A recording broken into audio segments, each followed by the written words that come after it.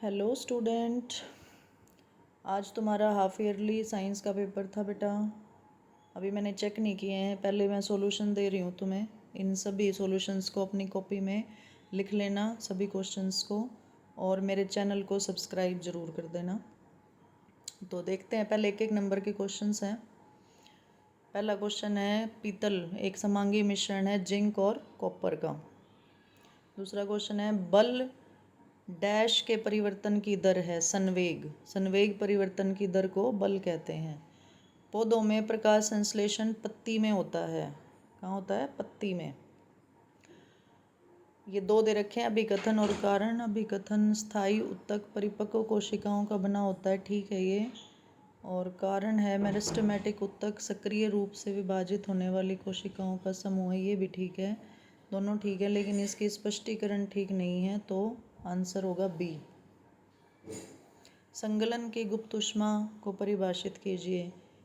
किसी पदार्थ के गलनांक पर उसे ठोस से द्रव में बदलने के लिए जरूरी ऊष्मा की मात्रा को संगलन की गुप्त ऊष्मा कहते हैं। बर्फ़ से जब पानी बनता है तो टेम्परेचर चेंज नहीं होता है, तो उस ऊष्मा को गुप्त ऊष्मा कहा जाता है।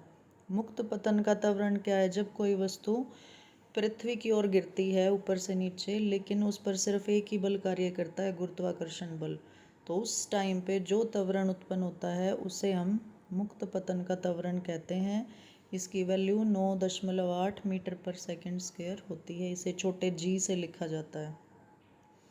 नारियल का रेशा स्क्लेरेन्काइमा या दृढ़ उत्तक का बना होता है। कोशिका के किस अंग को आत्मघाती थैली कहते हैं? लाइसोसोम को कोशिका की आत्मघाती थैली कहा जाता है। गर्मियों में छत या खुले मैदान पर पानी क्यों छिड़कते हैं? ताकि वाष्पीकरण हो पानी का, और जो गर्मी है वो उड़ जाए पानी के साथ और छत ठंडी हो जाए। फिर ये सवाल था जो, ट्रॉली का अनतल का त्वरण है 2 मीटर पर सेकंड स्क्वायर। 3 सेकंड के पश्चात उसका वेग निकालना है, तो वेग का फार्मूला होता है त्वरण गुना समय, ए गुना टी, और v बराबर है, गुणा कर दो दोनों को, 2 और 3 6, आंसर आ जाएगा 6 मीटर पर सेकंड। 11वां है, दो वस्तुओं के बीच लगने वाले गुरुत्वाकर्षण बल का क्या होगा यदि द्रव्यमान को दोगुना कर दें? द्रव्यमान दोगुना होगा तो गुरुत्व बल भी दोगुना हो जाएगा, क्योंकि इसके डायरेक्टली प्रोपोर्शनल होता है बल द्रव्यमान के। और दो वस्तुओं के बीच की दूरी को 3 गुना कर दिया जाए तो गुरुत्व बल 1/9 गुना हो जाएगा, क्योंकि उसके व्युत्क्रमानुपाती होता है डी स्क्वायर के बल जो है वो। अब आते हैं दूसरे पार्ट में, सेक्शन सी आ जाएगा हमारा।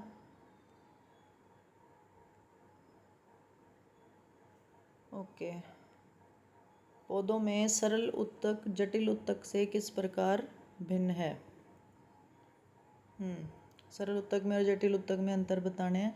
सरल उत्तक एक ही प्रकार की कोशिकाओं के बने होते हैं, और जटिल उत्तक 2 या अधिक कोशिकाओं से बने होते हैं, अधिक प्रकार की कोशिकाओं से बने होते हैं। ये 3 तरह के होते हैं, पैरेन्काइमा, कोलेन्काइमा, स्क्लेरेन्काइमा। ये 2 तरह के होते हैं, जाइलम और फ्लोएम। अब इनके तीनों के को डिफाइन करना था उदाहरण दे के। संतृप्त विलयन, किसी निश्चित तापमान पर जब विलयन में विलेय की ओर अधिक मात्रा ना घोली जाए तो उसे संतृप्त विलयन कहते हैं। जैसे नमक को जब पानी में घोलते हैं तो उसको घोलते रहो जब तक वो घुलना बंद ना हो जाए। जब वो बंद हो जाए घुलना तो उस विलयन को हम क्या कहेंगे? संतृप्त विलयन। दूसरा है कोलाइड। यह एक विषमांगी मिश्रण होता है। इसके कण बहुत छोटे होते हैं और ये प्रकाश की किरण को फैला सकते हैं, और इसको मिश्रण को छान के अलग नहीं कर सकते। जैसे दूध हो गया, रक्त हो गया, पेंट हो गया। ये निलंबन क्या होता है? यह भी विषमांगी मिश्रण है। इसके जो कण हैं वो बड़े होते हैं, ठीक है, जो इसके विलय में घुलते नहीं हैं, बल्कि उसमें लटके हुए रहते हैं, निलंबित रहते हैं, और इसको छानने से अलग कर सकते हैं, प्रकाश की किरण को फैला देते हैं। जैसे जल में मिट्टी डाल दो या चौक डाल दो, उसका मिश्रण हो जाएगा, उसको हम क्या कहेंगे? निलंबन। इनको लिख लेना कॉपी में। 14वें का मैं फर्स्ट पार्ट ही करवा रही हूँ, सेकंड पार्ट नहीं करवा रही हूँ, ये अपने आप कर लेना कॉपी में से देख के। पहला है, जब कोई गतिशील बस रुकती है तो आप आगे की ओर झुक जाते हैं। और जब विराम अवस्था से गतिशील होती है तो पीछे की ओर क्यों जाते हैं। तो ये बताना है इसमें।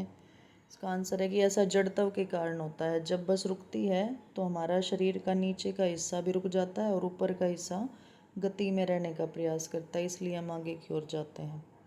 जबकि बस जब चलती है तो हम विराम अवस्था में होते हैं और हमारा जो शरीर है वो आगे की ओर जाता है, लेकिन जो ऊपर का हिस्सा है वो विराम अवस्था में रहने की कोशिश करता है, इसलिए हम पीछे की ओर जाते हैं उस टाइम पे। फिर दूसरा क्वेश्चन है इसका कि अग्निशमन कर्मचारी के द्वारा तीव्र गति से पानी फेंकने वाली रबड़ की नली को पकड़ने में कठिनाई क्यों होती है। ये जो है गति के तीसरे नियम के अनुसार होता है कि क्रिया और प्रतिक्रिया विपरीत होती हैं। जब पानी पाइप से आगे की ओर भागता है तो पाइप जो है उसी गति से पीछे की ओर जाती है, इसलिए उसको पकड़ने में कठिनाई होती है। फिर है गुरुत्वाकर्षण का सार्वत्रिक नियम क्या है।